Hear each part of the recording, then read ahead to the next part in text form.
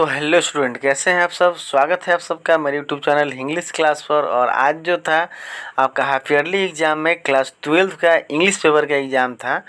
तो आपने उस एग्ज़ाम को दिया और उसी पेपर का मैं जो है आज आंसर की लेकर आ गया हूं। आंसर मैंने उसका ऑब्जेक्टिव क्वेश्चन का बनाया है। तो हम लोग इस वीडियो में देखेंगे कि आपका जो कोई भी ऑब्जेक्टिव क्वेश्चन था उसका आपने क्या आंसर लिखा है और क्या सही आंसर होगा आप मिलाइएगा और देखिएगा, ठीक है। जो भी मैंने इसमें आंसर आपको दिया है या बनाया है या बताया है उसका मैंने बुक का पेज नंबर भी, लेसन नंबर और पैराग्राफ नंबर भी बता दिया है। आप वहां से जाकर चेक कर लीजिएगा, संतुष्ट हो लीजिएगा कि सही है कि गलत है, ठीक है। और आपका जो है वहाँ से आप चेक कर लीजिएगा, संतुष्ट हो जाएगा तो आपको कोई दिक्कत नहीं होगी। तो आज ही एग्ज़ाम ख़त्म हुआ है 23 तारीख को। तो आइए हम लोग इस वीडियो देखते हैं इस लेसन आपका जो इस इंग्लिश पेपर है आपका उसका क्या है ऑब्जेक्टिव क्वेश्चन का सही आंसर। देखिए जैसे लिखा गया है, ये सब्जेक्ट कोड लिखा गया है, साइंस आर्ट्स कॉमर्स सबके लिए है। Class 11th half yearly exam आपका हाफ ईयरली एग्ज़ाम सितंबर 2025 और क्लास 11th आपका जो है 12th और वार्षिक परीक्षा 2025। इंग्लिश कंपलसरी आईएससी आईकॉम आई मतलब तीनों के लिए, साइंस के लिए भी, आर्ट्स के लिए भी, कॉमर्स के लिए यही पेपर था, यही क्वेश्चन था।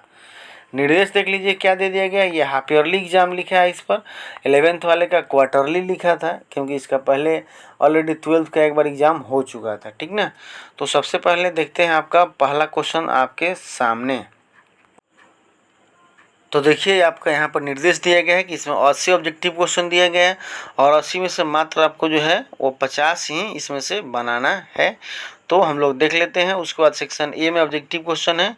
तो सबसे पहला आपका 80 में से 50 बनाना है। देखिए 50 में 1 लिख दिया गया है। और सबसे पहला आपका पहला क्वेश्चन ये रहा, I dash him since we met last year.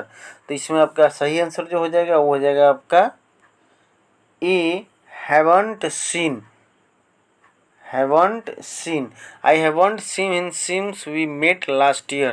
मतलब मैंने उससे नहीं देखा है जब से अंतिम साल मैंने उससे मिला, हम लोग उससे मिले, उसके बाद हम लोगों ने मैंने उसे नहीं देखा है, ठीक है। इसमें 12th क्लास में जो थोड़ा सा ग्रामर दिया गया है वो कन्फ्यूजिंग दिया गया है। आसान है लेकिन बहुत कन्फ्यूजिंग है, इसलिए ध्यान से समझिएगा। थोड़ा थोड़ा बात के लिए मतलब कि वो कंफ्यूज हो जाएगा, आपको गड़बड़ी हो सकती है। चलिए नेक्स्ट क्वेश्चन। दूसरा क्वेश्चन आपके सामने ये रहा, ही वर्क्स हार्ड डैश ही में पास द एग्जाम। तो सो डैट ताकि के सेंस होगा, मतलब कि वह कठिन परिश्रम करता है ताकि वो एग्जाम को पास कर सके, तो ताकि होगा यहाँ पर। 3 number, a lot of money spend on the function. तो आपका ए लॉट ऑफ मनी जो है वो आपका अनकाउंटेबल नाउन है, इसलिए सिंगुलर होगा यहाँ पर वाज। तो a lot of money was spend on the function, बहुत सारे पैसे फंक्शन पर खर्च किए गए हैं। चौथा नंबर कह रहा है आपका कि choose the correct indirect speech, narration आ गया। कह रहा है कि he said to me why did you come late. तो जब WH से बना हुआ है तो WH बीच में रहेगा, सही दिया गया है। प्रश्नवाचक है तो आस्क होगा, सही है। वाई आई या डिड है तो आपका पास्ट इंडेफिनिट पास्ट परफेक्ट में चला जाता है, सर्टिव में हो जाएगा, तो आई हैड कम लेट, सही आंसर ए हो जाएगा। अगर आप नाइरेशन पढ़ेंगे तो आपको समझ में आ जाएगा, ठीक है।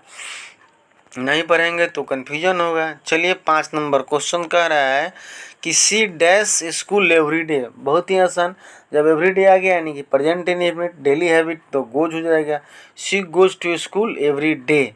6 number question, the more we earn the more he spend. जितना हम कमाते हैं उतना हम खर्च करते हैं, ये सेंटेंस का पैटर्न है, तो सी हो जाएगा इसमें आपका मोर। नेक्स्ट क्वेश्चन आपका कह रहा है 7 नंबर का क्वेश्चन कह रहा है कि he is so weak that he can not walk for a minute.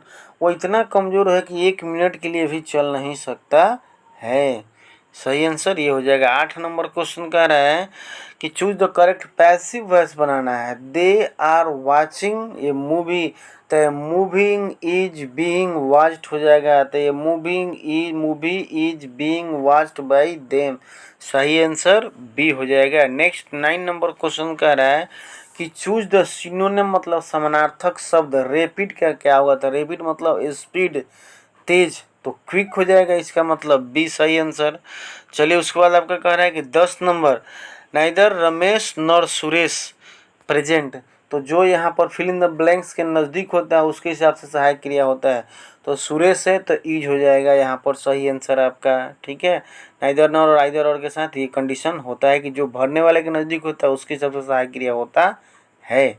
चलिए 11 number question, I don't know he is coming, कह रहा है कि I don't know he is coming, मतलब कि वेदर ही इज कमिंग, मतलब मैं नहीं जानता हूँ कि वह आ रहा है या नहीं, तो यहाँ वेदर सही आंसर होगा।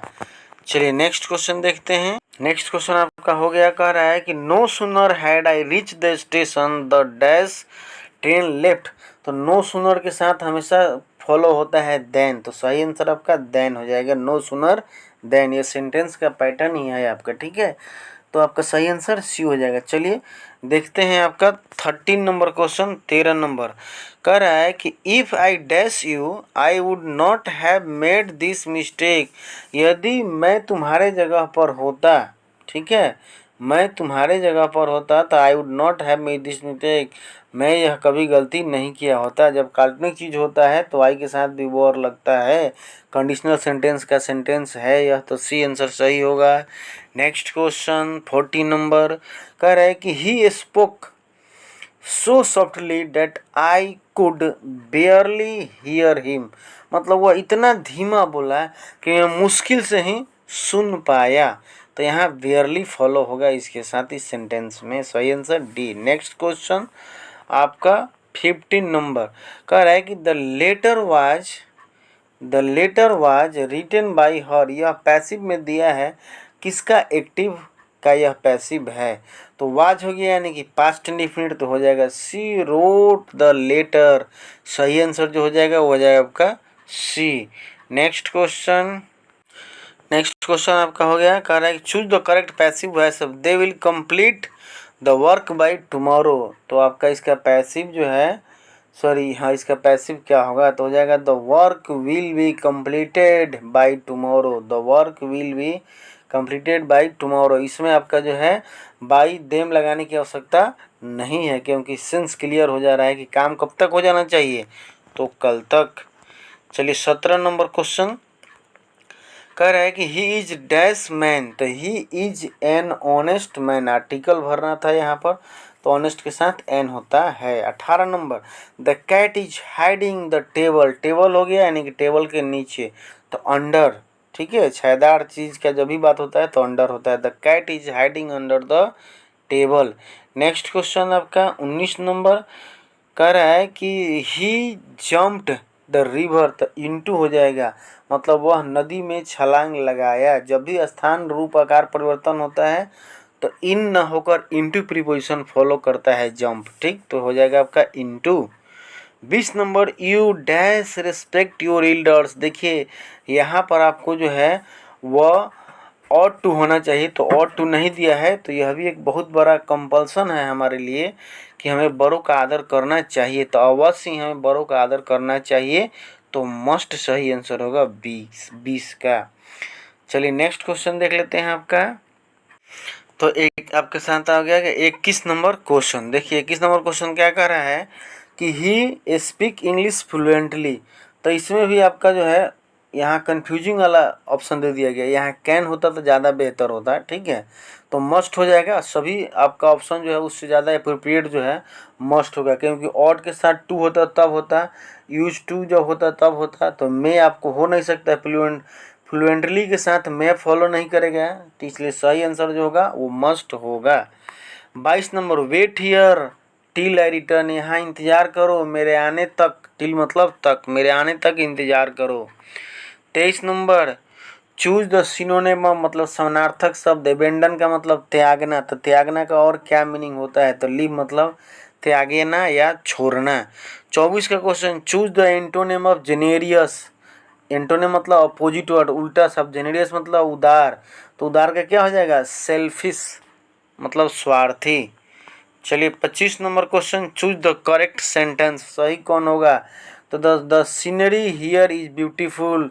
सीनरी जो है वो कभी प्लूरल नहीं होता है, इसमें आई एस नहीं लगेगा, आई एस लगेगा तो यहाँ इज लगा दिया है तो ये गलत हो जाएगा। यहाँ आपका आप सिंगुलर है लेकिन आर लगा दिया है तो गलत हो जाएगा। यहाँ प्लूरल है आर है तो गलत हो जाएगा, इसलिए सही आंसर जो होगा वो सी हो जाएगा। नेक्स्ट क्वेश्चन 26 नंबर क्वेश्चन का आपका है कि choose the correct indirect speech मतलब नारेशन।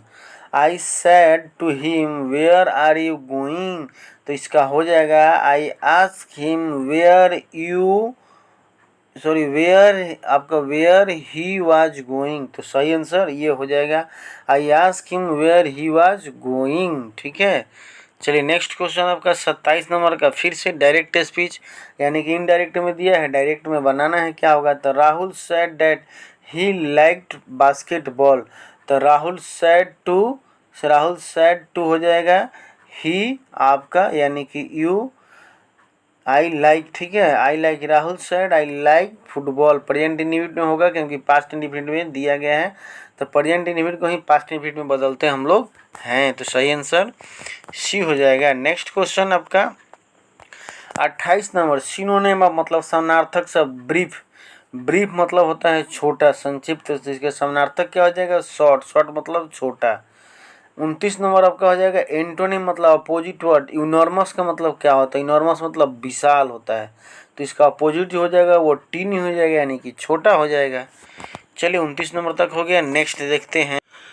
नेक्स्ट क्वेश्चन कह रहा है कि the news was broadcast last night was shocking, तो द न्यूज विच हो जाएगा क्योंकि नॉन लिविंग थिंग्स के लिए विच शब्द का प्रयोग होता है, यानी कि न्यूज वह न्यूज जो के सेंस में कल प्रसारित हुआ था शॉकिंग था। ठीक है, 31 number the spelling correct is, तो correct spelling is D. Receive कौन सही लिखा हुआ है, तो ये सही लिखा हुआ है।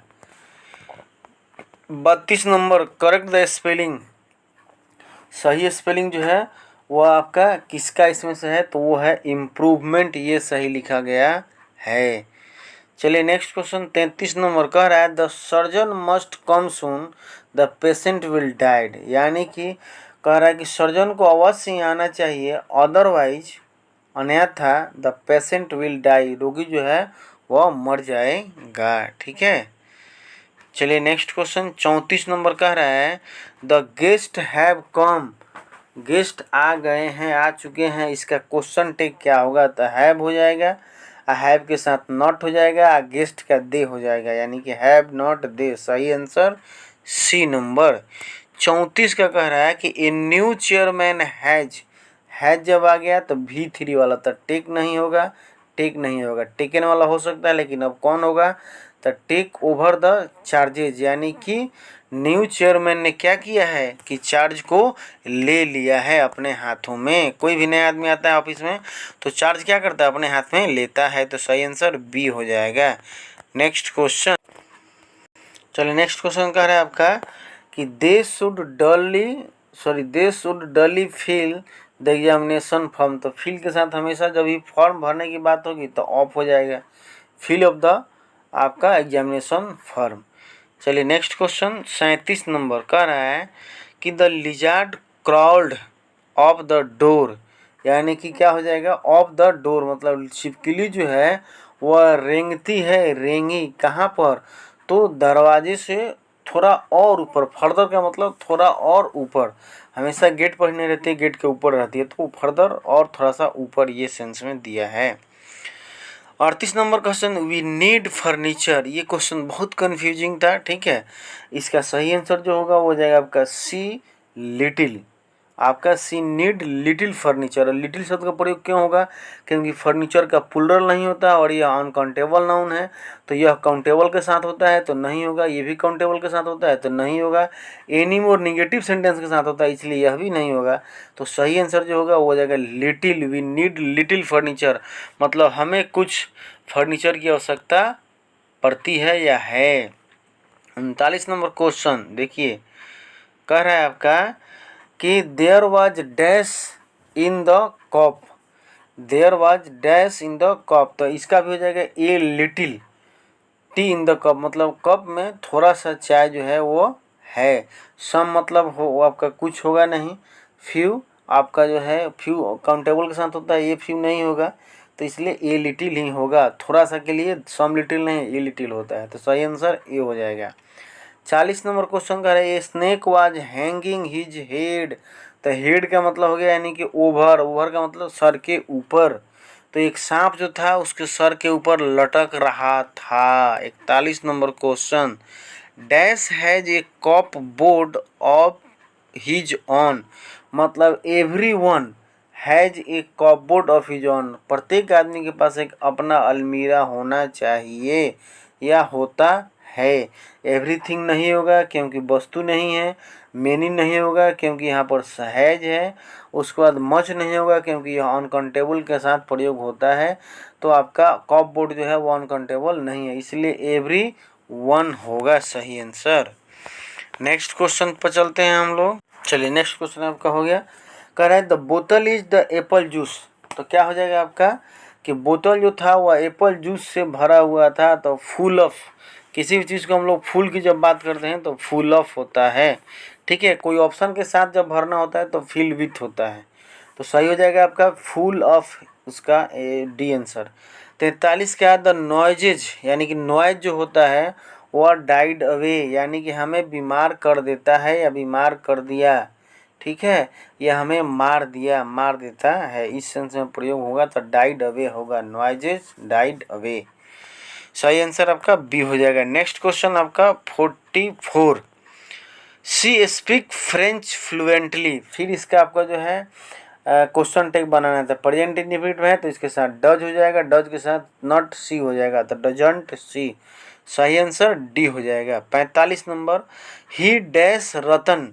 तो ही स्कोल्डेड रतन, आपका स्कोल्ड नहीं होगा क्योंकि इस होता तब होता है, स्कोल्डिंग होगा ही नहीं, और हैव स्कोल्डेड, ही के साथ हैव नहीं होता है, तो सही आंसर सी हो जाएगा, he scolded Ratan. Next question 46, 46 number, correct choose the correctly spelled word, यानी कि सही शब्द को चुने। तो कमांडर यह सही लिखा हुआ है। चलिए उसके बाद 47 नंबर क्वेश्चन कह रहा है कि तुम स्कूल कब जाते हो, प्रेजेंट इंडेफिनिट, तो when do you go to school, सही answer C. Next question, next question कह रहा है आपका कि the students dash their dialogue, यानी कि students are rehearsing their dialogue, विद्यार्थी लोग जो थे अपने डायलॉग का अभ्यास कर रहे हैं। तो स्टूडेंट के सहायक क्रिया नहीं है इसलिए यह नहीं होगा बिना सहायक क्रिया का, विल के साथ भी4 नहीं होता है, कैन के साथ भी4 नहीं होता है, तो सही आंसर डी होगा। 49 number, I have dash money two by expensive car, यानी कि I have enough money, enough का मतलब पर्याप्त पैसा जितना कार के लिए चाहिए, इसलिए इनफ सही होगा। अगला क्वेश्चन 50 नंबर, कह रहा है कि दे विल नॉट कम, दे यह भी क्वेश्चन टैग है, तो विल नॉट जब लगा है तो सिर्फ विल हो जाएगा, अगर विल लगा रहता तो उंट होता, लेकिन विल नॉट है तो विल होगा, यह क्वेश्चन टैग का नियम है, तो 50 का बी हो जाएगा। चलिए नेक्स्ट क्वेश्चन देखते हैं। अब देखिए आगे आपका बुक से 51 से लेकर 80 तक क्वेश्चन जो है वो आपके प्रिस्क्राइब टेक्स्ट से होगा, यानी कि आपके बुक से होगा। तो चलिए पहला क्वेश्चन देखिए 51 number, pharaohs were ruler of ancient, यह नाम जो वर्ड दिया गया है यह व्यक्ति कहाँ के रूलर थे, कहाँ के शासक थे, प्राचीन शासक थे लेकिन कहाँ के, तो सही आंसर आपका सी हो जाएगा, इजिप्ट। पहला लेसन जो है आपका क्लास 12 का रेनबो इंग्लिश का आपका Indian civilization and culture by Mahatma Gandhi, उसमें पेज नंबर 10 पर दिया गया है, लेकिन आपका सिर्फ यह शब्द लिखा गया, यह क्लियर मीनिंग नहीं लिखा गया। क्लियर मीनिंग कहाँ लिखा गया है, तो आपका जो है ये लिखा गया है पेज नंबर 10, ग्लोसरी जो वर्ड है उस पर लिखा गया है, वर्ड मीनिंग में जो लिखा गया है उसमें इसका सही मीनिंग लिखा गया है कि फराहोज का मतलब क्या होता है। ऐसे यह वर्ड दिया गया है 6 नंबर पेज पर ऊपर वाले पैराग्राफ में, लेकिन इसका एग्जैक्ट मीनिंग 10 नंबर पेज पर ग्लोसरी वर्ड जो होता है वहाँ पर दिया हुआ है। चलिए 52 नंबर क्वेश्चन कह रहा है कि doctor Zakir Hussain advocate for the growth of the whole nation, कह रहा है कि डॉक्टर जाकिर हुसैन जी, फिर दूसरा लेसन आ गया कि वकालत करते हैं किसके डेवलपमेंट का, तो होल नेशन का, पूरे राष्ट्र के आपका जो है और विकास का वो वकालत कर रहे हैं, मतलब कह रहे हैं, चर्चा कर रहे हैं। तो सही आंसर सी हो जाएगा। Next question, Nanu Kaka is in a linguistic emergency always turn into. Nanu Kaka हमेशा इमरजेंसी में किस शब्द का प्रयोग करते हैं? तो सही आंसर डी हो जाएगा, Marathi. Page number 23 last paragraph में दिया गया है, रेनबो बुक क्लास 12th वाला में देख लीजिएगा। नेक्स्ट क्वेश्चन आपका कह रहा है कि the Negroes made the pledge that they will always, तो मार्च अहेड, यह लाइन एक कंप्लीट करना था, अधूरा छोड़ दिया है, तो यहाँ मार्च अहेड होगा। कहाँ दिया है? तो 35 number page, middle paragraph. 55 number, Indian glory is that is, तो इमूवेबल होगा। पहला लेसन में Indian civilization and culture, page number 6 ऊपर वाले पैराग्राफ में। ठीक है। 56 नंबर क्वेश्चन कह रहा है कि dash is the prime instrument of the nation building. कौन सा जो है वह मुख्य हथियार है राष्ट्र निर्माण के लिए? तो हो जाएगा education, doctor Zakir Hussain, Bharat is my home, page number 16 middle paragraph में दिया गया है। 57 number question, after language the second most important thing which help the mankind. चौथा लेसन, सॉरी 5वां lesson, the idea that have help mankind, Bertrand Russell, उससे यह question है 57 number. कि आपका जो सेकेंड इम्पोर्टेंट, भाषा के बाद अगर कोई दूसरा चीज़ बहुत महत्वपूर्ण हमारे डेवलपमेंट में जो काम किया वो क्या है? तो वो रहा आपका फायर, आग, पेज नंबर 44 ऊपर वाले पैराग्राफ में दिया गया है। नेक्स्ट क्वेश्चन 58 नंबर कह रहा है कि द बास्केट ऑफ नानू काका हैड, उस नानू काका ने जो फिर पिंजर पे स्नप मनोहर मार्गोरकर लेसन, ठीक है। तो नानू काका ने जो आपका जो लेखक को जो टोकरी पकड़ाते हैं उसमें क्या रहता है? तो एक कैट रहता है, पेज नंबर 22 मिडिल पैराग्राफ में आप चेक कीजिएगा। 59 नंबर कह रहे हैं question, the past is dash. तो देखिए पास्ट इज यहाँ पर अगर नॉट रहता तो ये सही होता, लेकिन नॉट नहीं है तो आपका बी आंसर सही होगा। ऐसे बाद में भी यह बात भी लिखा गया है, डेड एंड स्टैटिक्स नॉट लगाकर देखिएगा। तो फिलहाल में 59 का the past is a live and dynamic, जो मतलब बीता हुआ है, जो हमारा गुजर गया वो अभी भी जीवित है, अभी भी मतलब बिल्कुल एक्टिव है। पेज नंबर 16 ऊपर वाला पैराग्राफ में दिया हुआ है। नेक्स्ट क्वेश्चन आपका कह रहा है कि 60 नंबर, डैश इज आपका sweltering with the heat of injustice and operation. कौन व्यक्ति जो थे वह मतलब अन्याय और दबाव के आग में जल रहे थे, प्रताड़ित हो रहे थे? तो वो हो जाएगा आपका मिसिसिपी। सही आंसर सी हो जाएगा। किस में? तो I have a dream, Martin Luther king junior जो लेसन है, पेज नंबर 36 बीच वाले पैराग्राफ में दिया हुआ है। 61 number, Nanu Kaka took out his cheque book and wrote a dash cheque. कितना का चेक लिखते हैं? तो सही आंसर आपका हो जाएगा ए 1000 रुपीज चेक, यानी कि 100 रुपये, सॉरी 1000 का वो चेक लिखते हैं। कौन लेसन? तो pinch of snuff, page number 27 last paragraph. Next question आपका 62 नंबर कह रहा है कि civilization taught us to be. बहुत ही सिंपल है, हमें सिविलाइजेशन क्या सिखाता है कि हमें सबको प्रति ज़्यादा फ्रेंडली होना चाहिए, मित्रता होना चाहिए। ऐसा नहीं कि हमें गुस्सा हो जाना चाहिए, ऐसा नहीं कि हमें रूड होना चाहिए, ऐसा नहीं कि हमें कानून विहीन हो जाना चाहिए। ठीक है। चलिए 63 number question, John Donne things that, कविता की तरफ चला गया, पहला कविता, sweetest love I do not go. John Donne things that, वो सोचते हैं कि डैश इज सर्टेन, क्या सर्टेन है? तो डेथ इज सर्टेन, निश्चित है मौत। तभी तो अपनी पत्नी से थोड़ा सा अलग होते हैं, सेपरेट होकर देखते हैं, ट्राई करते हैं। ट्रीज सेट देयर लीव्स इन, पेड़ जो होते हैं पत्ते छोड़ते हैं किस सीजन में? तो ऑटम सीजन आपका दूसरा पोएम जो है उसका यह बात है। तो सही आंसर डी हो जाएगा। नेक्स्ट क्वेश्चन, चलिए नेक्स्ट क्वेश्चन कह रहा है कि hoping two keys not till death is a line from. यह लाइन कहाँ से लिया गया है? तो सही आंसर आपको जो होगा सॉन्ग ऑफ माई सेल्फ से पोएम जो है उससे लिया गया है, 133 पेज नंबर। अपर वाले पैराग्राफ में, ऊपर वाले पैराग्राफ में से लिया गया है। Dash waterfall could bless the traveller passing by. यह भी कह रहा है कि क्या जो है, कौन सा वाटरफॉल जो है वो आने जाने यात्रियों को ब्लेस करता है, किसी भी व्यक्ति को, तो वाइट वाटरफॉल हो जाएगा आपका। पेज नंबर 138 लास्ट पैराग्राफ से लिया गया है। 67 नंबर क्वेश्चन कह रहा है कि sweetest love I do not go is address to the poets. यह पोएम जो है वो किसको संबोधित करता है लेखक साहब का, तो उनकी पत्नी को संबोधित करता है। पत्नी पर यह आधारित है। सही आंसर बी हो जाएगा।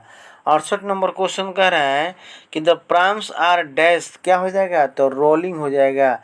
पहला नंबर पैराग्राफ में ही दिया गया है, पेज नंबर 138 पर। ठीक है, चलिए 69 नंबर कह रहा है कि the English language is much younger than. देखिए फिर से आपका दूसरा book story of English, pink वाला जो बुक है, उससे भी क्वेश्चन एग्जाम में देता है, उससे यह क्वेश्चन है। कह रहा है कि इंग्लिश 11th क्लास में भी यह क्वेश्चन दिया था कि इंग्लिश जो है आपका संस्कृत से क्या है, बहुत छोटा है। सिर्फ संस्कृत से ही नहीं, लेटिन, ग्रीक, पारसी, सभी भाषाओं से छोटा कौन है, इंग्लिश। तो ऑल ऑफ दीज इसका आंसर होगा। पेज नंबर 3 पर, किस बुक में, तो स्टोरी ऑफ इंग्लिश पिंक वाला बुक में, पेज नंबर 3 पर ऊपर वाला पैराग्राफ में, पहले ही पैराग्राफ में दिया गया है, जिसका लेसन का नाम है हाउ इंग्लिश बिगेन। ठीक है, नेक्स्ट क्वेश्चन आपका कह रहा है कि the taming of domestic animal made life. कह रहा है कि जानवरों को पालतू बनाना क्या कर दिया हमारे लिए, फियरफुल हो गया, डरावना हो गया, हार्मफुल हो गया, हानिकारक हो गया, हॉरिबल हो गया, डरावना हो गया, नहीं, हमारे लिए फ्लीजनेटर हो गया, मतलब आपका आनंददायक हो गया, बहुत आरामदायक हो गया। ठीक है, प्लीजेंटनर मतलब आरामदायक हो गया। चलिए 71 number question, dash has been called the young nation of ancient people. किसको जो है इसमें कहा गया है, आपका प्राचीन लोगों का नया राष्ट्र। ठीक है, तो वो सही आंसर सी हो जाएगा, इंडिया को कहा गया है। पेज नंबर 16 पर ऊपर वाले पैराग्राफ में दिया गया है। चलिए 72 नंबर क्वेश्चन कह रहा है, फिर स्टोरी ऑफ इंग्लिश से यह क्वेश्चन है। In England printing press was invented in. England में प्रिंटिंग प्रेस को कब आविष्कारित किया गया था, तो आपका 1476 ईस्वी मिडिल इंग्लिश पीरियड में आपका यह तैयार किया गया था। पेज नंबर 13 पर बीच वाले पैराग्राफ में इस स्टोरी ऑफ इंग्लिश बुक में दिया हुआ है। 73 number question, according to Donne, मतलब आपका sweetest love I do not go, John Donne, man power is क्या है, तो फीबल है, मनुष्य की शक्ति जो है वो बहुत कमज़ोर है, बहुत लाचार है। Page number 127 last paragraph. Next question, the Chaucer and the Langland were important writer of the dash period. फिर स्टोरी ऑफ इंग्लिश बुक से आपका पेज नंबर 15 और आपका मिडिल पैराग्राफ में दिया गया, वहाँ से देखिएगा आपका। तो ये लोग जो थे वो मिडिल इंग्लिश पीरियड के आपका जो है वो इम्पोर्टेंट राइटर रहे हैं, मिडिल इंग्लिश पीरियड के। स्टोरी ऑफ इंग्लिश बुक से पेज नंबर 15 बीच वाले पैराग्राफ में दिया गया है, आप वहाँ से देख सकते हैं। चलिए नेक्स्ट क्वेश्चन